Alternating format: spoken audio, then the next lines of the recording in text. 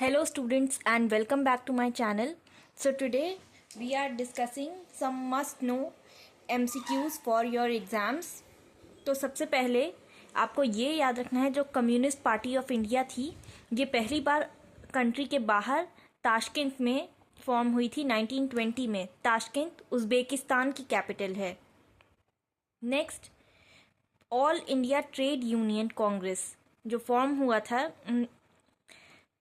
उसके प्रेसिडेंट बने थे सुभाष चंद्र बोस इन 1931। अब कांग्रेस सोशलिस्ट पार्टी जो थी उसके कुछ फाउंडर्स के नाम जान लेते हैं।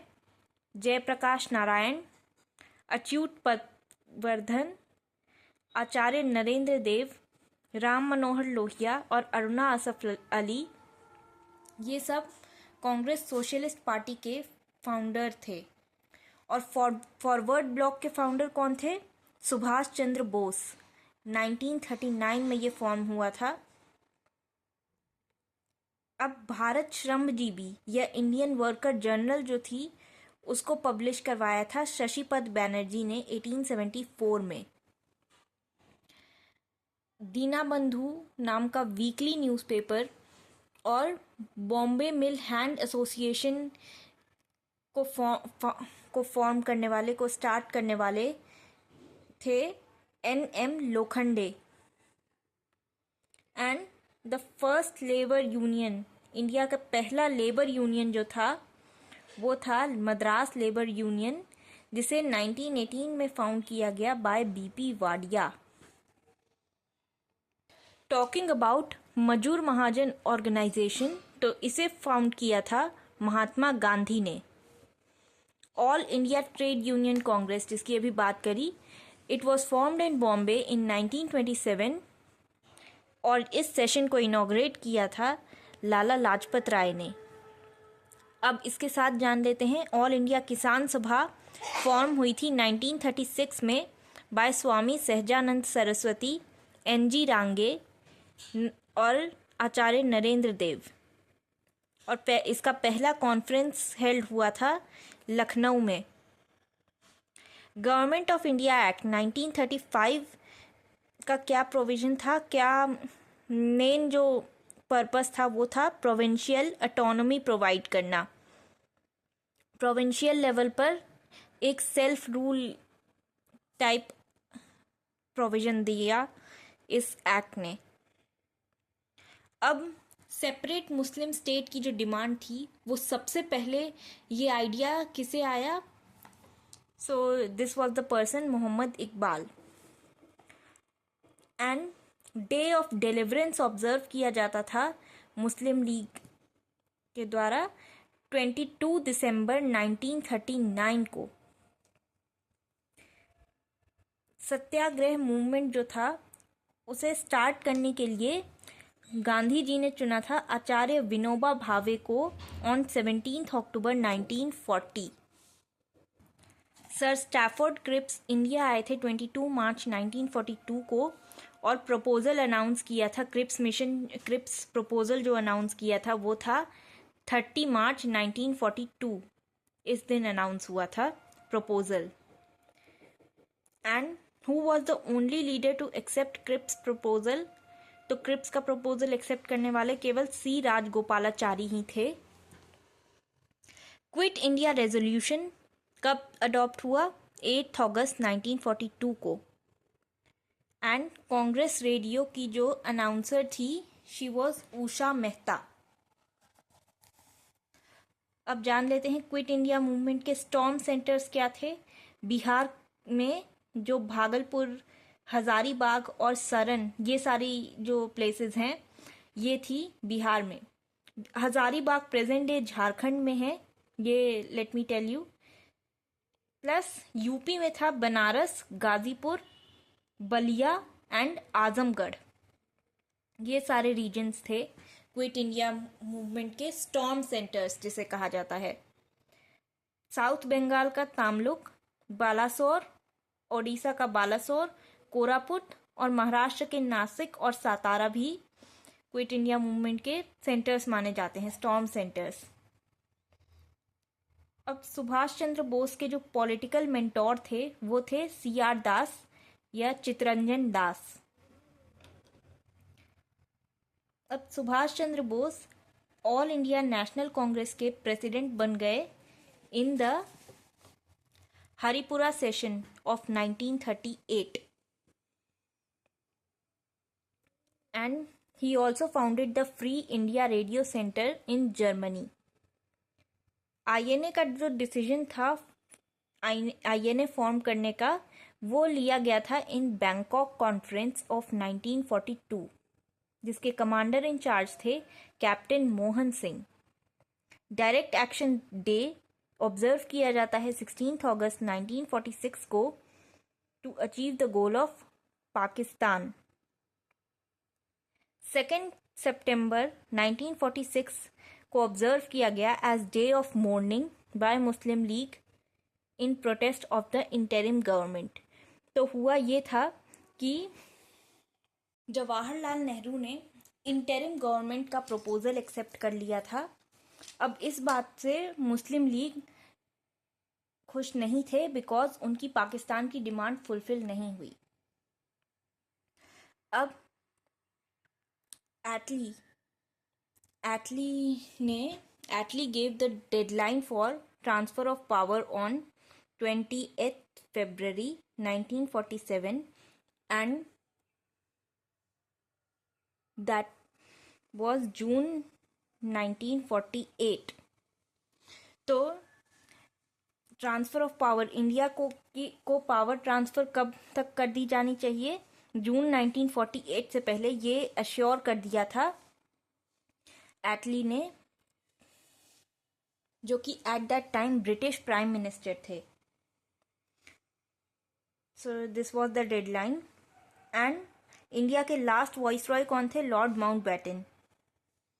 इंडियन इंडिपेंडेंस बिल को रॉयल एसेंट मिला था 18 जुलाई 1947 को।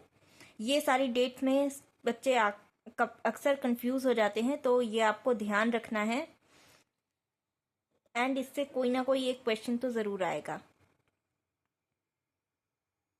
अब इंडिया और पाकिस्तान का चॉइस किसे दी गई थी? नॉर्थ वेस्ट फ्रंटियर प्रोविंस और सिलहेट डिस्ट्रिक्ट, आसाम के सिलहेट डिस्ट्रिक्ट में एक रेफरेंडम कंडक्ट कराया गया था कि वो इंडिया ज्वाइन करना चाहते हैं कि पाकिस्तान ज्वाइन करना चाहते हैं। और ये किसके अंडर आता था? ये माउंटबेटन प्लान के अंदर ये चीज़ आई थी कि रेफरेंडम कंडक्ट कराया जाएगा, ओपिनियन पोल या रेफरेंडम कंडक्ट कराया जाएगा in these places. And now let's begin with chapter 2। अब इतना लंबा क्वेश्चन देख करके आपका एंजाइटी लेवल इंक्रीज हो जाएगा, but if you read the question properly तो तब आपको पता चलेगा कि कुछ भी नहीं है, it is a very easy question. तो इसीलिए मैं इस बार के सैम्पल पेपर्स में भी मैंने देखा था कि इस टाइप के क्वेश्चंस बहुत हैं। इनडायरेक्टली आपसे क्वेश्चन पूछे गए हैं। पैटर्न तो कुछ चेंज नहीं हुआ है, पैटर्न भी सेम है, सिलेबस भी सेम है, बट क्वेश्चन थोड़ा सा इनडायरेक्टली घुमा फिरा कर पूछे गए हैं। जैसे कि बाय 15 अगस्त 1947, मतलब इंडिपेंडेंस जिस दिन मिली इंडिया को, almost all the states agreed to be a part of the Indian union by signing the instrument of accession. तो आपको पता है कि सरदार वल्लभ भाई पटेल जी जो थे, उन्हें ये टास्क दिया गया था कि सारे प्रिंसली स्टेट्स को कन्विंस करना कि वो इंडियन यूनियन ज्वाइन कर ले, इंडिया को एक कंट्री के अंडर लाना, मतलब पूरे देश को एक रूल के अंडर लाना, ये टास्क दिया गया था। After he headed the new states department. तो उसके बाद काफ़ी नेगोशिएशंस के बाद, उन्होंने नेगोशिएशंस जब कंडक्ट कराए, उसके बाद इंस्ट्रूमेंट ऑफ एक्सेशन साइन करने के लिए ऑलमोस्ट सारे स्टेट्स रेडी हो गए थे एक्सेप्ट अ फ्यू। तो name the states which refuse to do so. तो वो कौन से 3 स्टेट्स थे जो कि इसके लिए अग्री नहीं हुए? तो वो थे जम्मू एंड कश्मीर, हैदराबाद और जूनागढ़। ये आपको पता है कि इन्होंने एंड तक 1947 तक 15 अगस्त 1947 तक इंस्ट्रूमेंट ऑफ एक्सेशन साइन नहीं किया था। अब न्यू स्टेट डिपार्टमेंट कब क्रिएट हुआ था? 5 जुलाई 1947 को, जिसे हेड किया था सरदार वल्लभ भाई पटेल जी ने, बता दिया मैंने। Now next question, the administration of Junagadh was taken over by the government of India after its nawab fled to Pakistan and a plebiscite was conducted in the princely state where majority voted in favor of India। तो इससे इस question में तो जुन्नागढ़ की पूरी कहानी ही पता चल जाती है आपको कि जुन्नागढ़ में नवाब जो था he fled to Pakistan and plebiscite conduct हुआ था। जुन्नागढ़ एक हिंदू मेजॉरिटी रीजन था जहाँ पर मुस्लिम नवाब का रूल था। So after he fled to Pakistan एक प्लेबिसाइट कंडक्ट किया गया जहाँ पर मेजॉरिटी लोगों ने इंडिया को फेवर किया। अब वहाँ के नवाब कौन थे, ये क्वेश्चन है। Name the nawab. So he was nawab Mahabat Khan. इसके साथ ही हैदराबाद के नवाब का क्या नाम था? मीर ओस्मान अली खान। ये नाम आ सकते हैं, भले आपकी बुक में ना दिए हों, बट आपके सिलेबस का पार्ट है तो आ सकते हैं। When did Hari Singh, the Hindu maharaja of the Muslim majority Kashmir, sign the instrument of accession? तो महाराजा हरी सिंह ने कब साइन किया था instrument of accession? So it was in 27 October 1947 after Pakistani intruders entered in Kashmir, because उन्हें पाकिस्तान के लोगों को चाहिए था कश्मीर चाहिए था, तो इसलिए कई सारे इंट्रूडर्स आ गए थे पाकिस्तान में, मतलब कश्मीर में एंटर कर गए थे पाकिस्तान से। Next, the first general election took place in India from 1951 to 1952। कौन सी पार्टी जीती थी उस जनरल इलेक्शन में? इट वाज कांग्रेस, और जो सेकंड पार्टी थी, second largest party, that was Communist Party of India. Sixth question, a lots of problems or challenges were faced by the government during first general election. Describe any one. तो जैसे lack of awareness and knowledge, उस time की 80% population, 80% जो eligible voters की population थी वो illiterate थी। तो इतने बड़े देश में इतनी ज़्यादा पॉपुलेशन के साथ कंडक्ट कराने की दिक्कत थी। पॉपुलेशन दूसरा रीज़न था। इतनी बड़ी पॉपुलेशन के लिए कितने सारे बैलेट बॉक्सेस और बैलेट पेपर्स लगेंगे, प्लस एजुकेट कराना, जो पब्लिक थी, सिटीजन्स थे, उन्हें एजुकेट कराना, प्रॉपर नॉलेज देना कि इलेक्शन के बारे में जागरूकता फैलाना, ये सब एक बड़ी प्रॉब्लम थी। प्लस वुमेन के बारे में प्रॉपर इन्फॉर्मेशन नहीं थी। तो उस टाइम की वुमेन जो थी वो अपना नाम स्ट्रेंजर्स को बताने में थोड़ा हेजिटेट करती थी, अकॉर्डिंग टू द ट्रेडिशंस, कि वो अपना नाम स्ट्रेंजर्स को नहीं बता सकती। इसलिए उनके नाम की जगह हस्बैंड के नाम से जाना, हस्बैंड के नाम से कि इनकी वाइफ है, इस तरह से नाम रजिस्टर्ड थे। So this was a problem. Next, who were the Razakars? तो रजाकर्स कौन थे? निज़ाम ऑफ हैदराबाद के निज़ाम मीर ओस्मान अली के पैरामिलिट्री फोर्सेस थे रजाकर्स। अब स्टेट्स की बात कर लें तो in which state did the linguistic movement start in 1895 and when was that state formed on linguistic basis? तो सबसे पहले 1895 में लिंग्विस्टिक बेसिस पर फॉर्म होने वाला लिंग्विस्टिक मूवमेंट वाला स्टेट क्या था? ओडिशा, जो कि फॉर्म हुआ 1936 में by the efforts of Madhusudan Das. Now let's talk about some other states. Talking about Andhra Pradesh, तो आंध्र प्रदेश में एक लीडर पोट्टी श्री रामुलु ने फास्ट अनटू डेथ कंडक्ट किया, and after his death after almost 50 days Andhra Pradesh create हुआ इन 1953 एंड फिर 1 नवंबर 1956 को तेलुगु स्पीकिंग एरियाज जो थे हैदराबाद के, उसके साथ मर्ज कर दिया गया आंध्र प्रदेश को।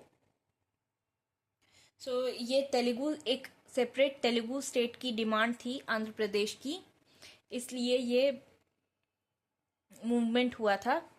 एंड 1 नवंबर, मैंने 1 नवंबर क्यों बोला, क्योंकि ये काफ़ी इम्पॉर्टेंट डेट है। 1 November is the foundation day of many states, many Indian states. अभी आप आगे पढ़ेंगे और स्टेट्स के बारे में।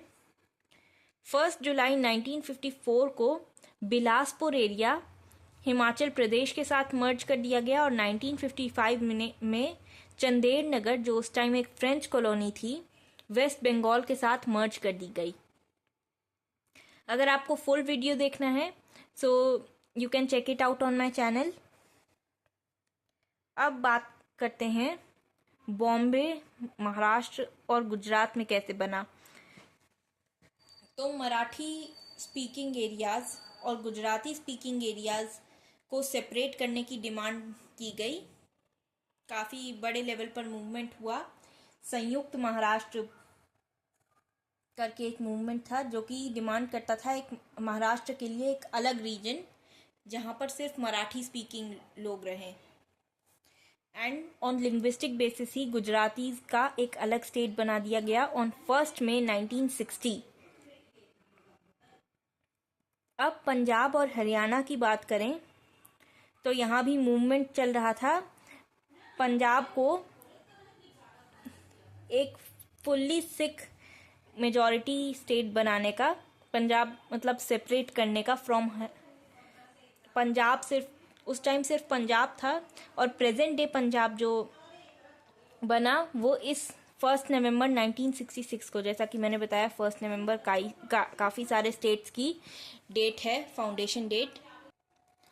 तो पंजाब बन गया, पंजाब अलग हो गया हरियाणा से, हरियाणा फॉर्म हुआ, हिंदू स्पीकिंग एरिया था हरियाणा, और पंजाब जो था वो था सिख स्पीकिंग। पहले भी इसका नाम पंजाब ही था बट हरियाणा मर्ज था उस टाइम।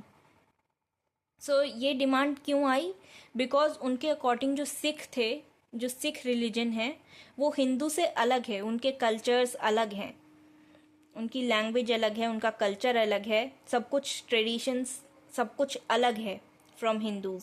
तो इसलिए एक सेपरेट स्टेट की डिमांड करी गई। बट जो चंडीगढ़ है वो दोनों स्टेट्स का कैपिटल बना दिया गया।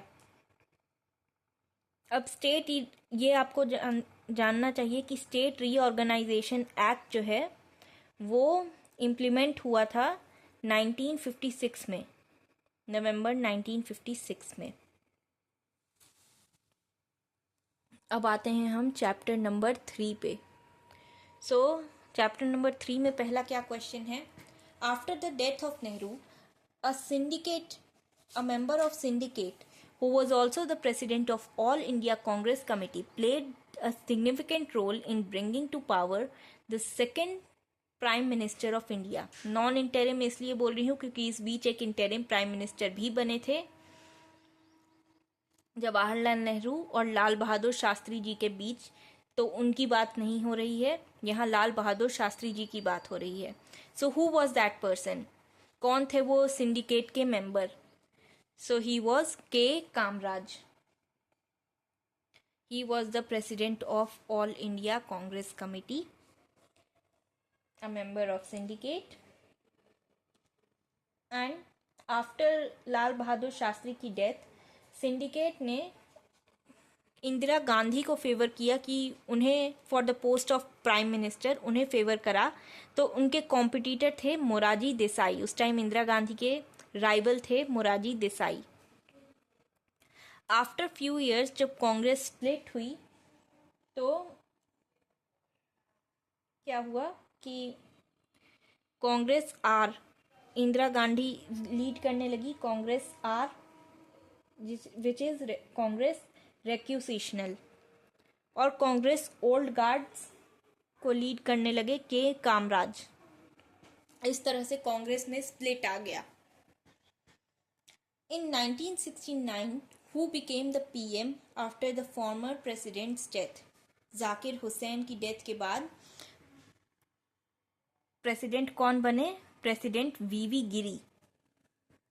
तो 1969 के प्रेसिडेंट इलेक्शन के टाइम पे क्या हुआ कि नीलम संजीवा रेड्डी को, बाकी कांग्रेस पार्टी के बाकी लोग नीलम संजीवा रेड्डी को सपोर्ट कर रहे थे, बट इंदिरा गांधी ने वीवी गिरी को सपोर्ट किया। इसकी वजह से कांग्रेस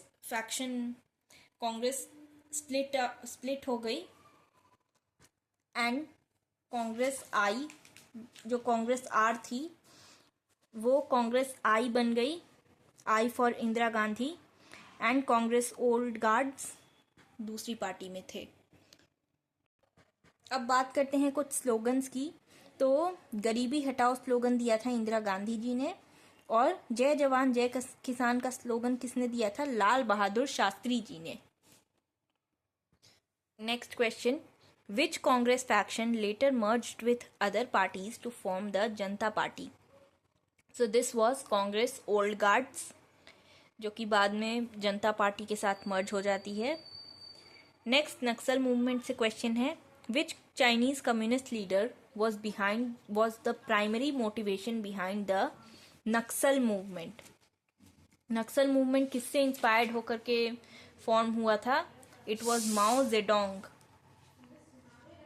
अब नक्सल मूवमेंट कब स्टार्ट हुआ? 1967 में। And next question, which of the following schedules states about forest reserves and tribal lands to be administered by the Tribal Advisory Council? Tribal Advisory Council का मेंशन कौन से शेड्यूल में है?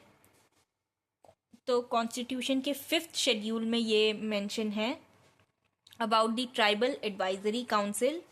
और 9th शेड्यूल किसकी बात करता है? लैंड लेजिस्लेशंस की। नेक्स्ट क्वेश्चन की अगर बात करें तो the historic 8 documents provided the ideological foundation of the Naxalites. Who wrote these articles? तो ये आर्टिकल्स लिखे थे चारू मजुमदार ने, who later became the general secretary of Communist Party of India, Marxist Leninist। अब अगला question, from JP movement, the JP movement in Bihar was similar to the Navnirman movement of which state? It was Gujarat, and this movement led to the resignation of CM Chiman भाई पटेल। गुजरात के CM Chiman भाई पटेल को resignation देना पड़ा जब ये movement Gujarat में हुआ था तब। अब ये जो बिहार में मूवमेंट हुआ था ये किस रीज़न से हुआ था? मेन डिमांड्स थी to outcast of Congress government. क्यों कांग्रेस गवर्नमेंट को क्यों आउटकास्ट करना चाहते थे लोग?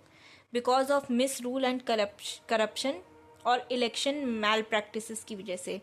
इलेक्शन में भी इन्होंने गलत तरीके से इलेक्शन जीता है, अनफेयर वे से, तो इसलिए कांग्रेस को रिजाइन करना चाहिए, इस पार्टी को डिसॉल्व हो जाना चाहिए, इस गवर्नमेंट को। संपूर्ण क्रांति का कॉल दिया था जयप्रकाश नारायण ने। अब ये इलेक्शन मैल प्रैक्टिसेस की वजह से इंदिरा गांधी पर इलाहाबाद हाई कोर्ट का ऑर्डर आया था, जिसमें कि लोकसभा इलेक्शन, उनका जो लोकसभा में इलेक्शन हुआ वो वॉइड डिक्लेयर कर दिया गया due to these election malpractices. So उन्होंने अपनी रेपुटेशन बचाने के लिए 25 जून 1975 से लेकर 21 मार्च 1977 तक इमरजेंसी इम्पोज कर दी। इस दिन स्टार्ट हुई इमरजेंसी और इस दिन रिवोक कर दी गई। Now let's know something about the founder of few parties. तो स्वतंत्रता पार्टी सी राजगोपालाचारी फाउंडर थे इसके, और भारतीय क्रांति दल के फाउंडर थे चौधरी चरण सिंह, जो कि बाद में प्राइम मिनिस्टर भी बनते हैं इंडिया के। 44th अमेंडमेंट किसने पास किया था? जनता गवर्नमेंट ने। अब ये क्वेश्चन कुछ जनता पार्टी के आ गए, which is suppose to be in 4th chapter.